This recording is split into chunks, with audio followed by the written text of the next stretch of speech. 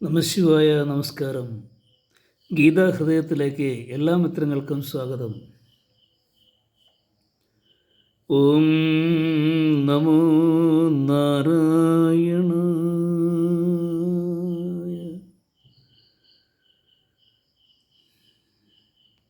ജ്ഞാനശക്തി സമാരൂഢ തത്വമാലാ വിഭൂഷിത യസിപാദോതകം സമ്യക് തസ്മൈ ശ്രീ ഗുരവേ നമഃ.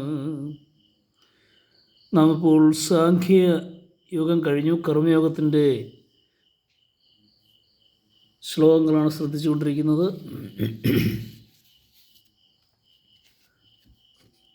11-ാം ശ്ലോകം വരെയാണ് നാം ശ്രദ്ധിച്ച് നിർത്തിയത്. അവിടെ ഭഗവാൻ യജ്ഞത്തെക്കുറിച്ച് പറയുന്നു. യജ്ഞം നമ്മുടെ ശരീരവുമായി എങ്ങനെ നമ്മളെങ്ങനെ സ്വാധീനിക്കുന്നു, നമ്മുടെ ശരീരം തന്നെ യജ്ഞമാകുന്നുവെന്ന് ഭഗവാൻ പറഞ്ഞു. തുടർന്ന് നമുക്ക് ശ്രദ്ധിക്കാം.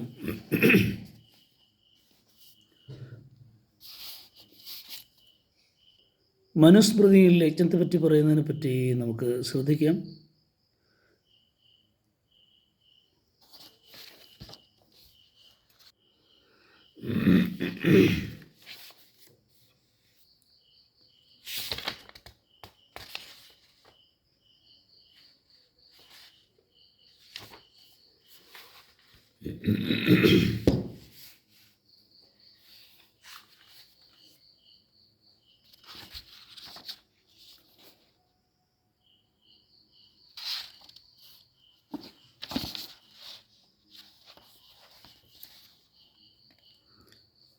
തർപ്പണവുമാകുന്നു. ഇങ്ങനെ പ്രതിദിനം ചേതന ദേവതകളെ തൃപ്തിപ്പെടുത്താത്ത സ്വയം തിന്ന് കുടിച്ച് വീർക്കുന്നവർ പാപത്തെയാണ് ഉണ്ണുന്നതെന്നർത്ഥം. മനസ്സിലായില്ലേ? ഗൃഹസ്ഥൻ പഞ്ചമഹായജ്ഞങ്ങളെ അനുഷ്ഠിച്ച് ശേഷമേ ഭക്ഷണം കഴിക്കാൻ പാടുള്ളൂ. പഞ്ചമഹായജ്ഞങ്ങളെ അനുഷ്ഠിക്കണമെന്നാണ് പറയുന്നത് എന്ന് മനുസ്മൃതി തെളിവ് നൽകുന്നു.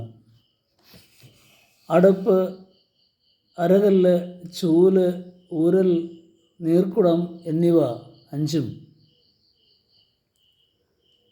ഗൃഹസ്ഥൻ ഹിംസസ്ഥാനങ്ങളാണ്.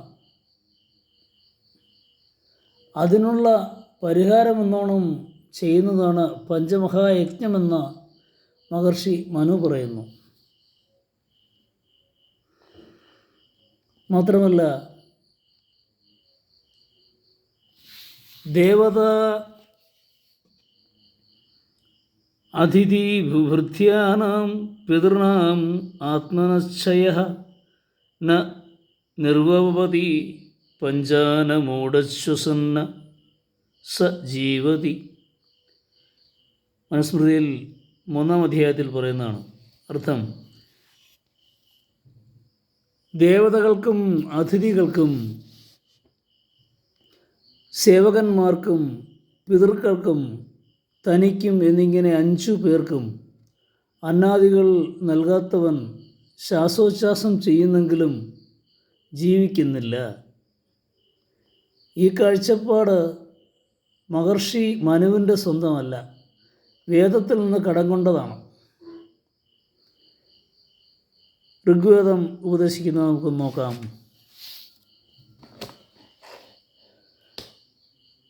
മോഘമന്നം വിന്ദതേ അപ്രചേതാഃ സത്യം ബ്രവീമി വദ ഇസ്തസ്തൽസ്യ ന അര്യവണം പുഷ്യതി നോ സഖായം കേവലാഘോ ഭവതി കേവലാദി.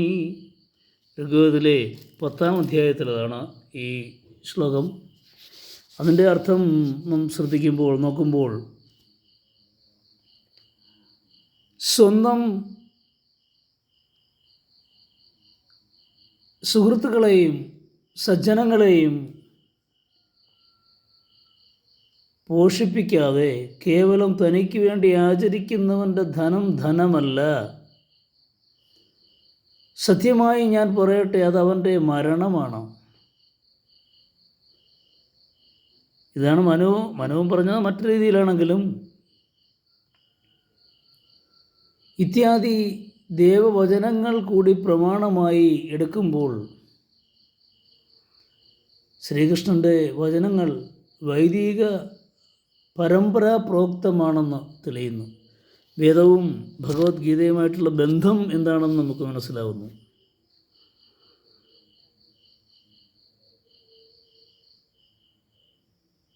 അടുത്ത ശ്ലോകത്തിൽ നമുക്ക് മറ്റു കാര്യങ്ങളുടെ ബാക്കി തുടർച്ച ശ്രദ്ധിക്കാം. ഇത്രയും മനസ്സിലായി കാണും എന്ന് വിശ്വസിക്കുന്നു. നിങ്ങൾ ഗീത വായിക്കുക, ഈ ശ്ലോകങ്ങൾ വായിക്കുക. ഇതിൻ്റെ അർത്ഥം, ശ്ലോകവും അതിൻ്റെ അർത്ഥവും എഴുതി വച്ചിട്ടുള്ള പതിപ്പ് നമുക്ക് വാങ്ങാൻ കിട്ടും. ചെറിയ ബുക്കായിട്ട് കിട്ടും, വലുതായിട്ട് കിട്ടും. അങ്ങനെയെങ്കിലും ഒരു ഭഗവത്ഗീത വാങ്ങി ഇത് പഠിക്കാൻ ശ്രമിക്കുക. ഞാനീ പറയുന്ന ശ്ലോകങ്ങൾ, അതിൻ്റെ അർത്ഥം ഞാൻ പറയുന്നത് ശരി തന്നെയെന്നൊക്കെ നോക്കാം. ആ വിവരണം എങ്ങനെയുണ്ട്, ഇതൊക്കെ ശരിയാണോ എന്ന് ശ്രദ്ധിക്കാം. അങ്ങനെ പഠിക്കുന്നതിന് ഒരു മാനദണ്ഡം, കയ്യിലൊരു ചെറിയ ഗീതയുണ്ടെങ്കിൽ നമുക്ക് സംശയനിവൃത്തി പെട്ടെന്ന് ഇല്ലാതാവും. ഇതുപോലൊരു ചെറിയ ഗീത, ഇതിൽ നിന്ന് ചെറിയ ഗീത കിട്ടും, കുറച്ചുകൂടെ വലുത് കിട്ടും. അങ്ങനെയൊക്കെ ശ്രമിക്കുക, ഗീത പഠിക്കുക, പ്രാവർത്തികമാക്കുക ജീവിതത്തിൽ എന്നാണ് എനിക്ക് പറയാനുള്ളത്. ഏവർക്കും ശുഭസുദിനം ആശംസിക്കുന്നു.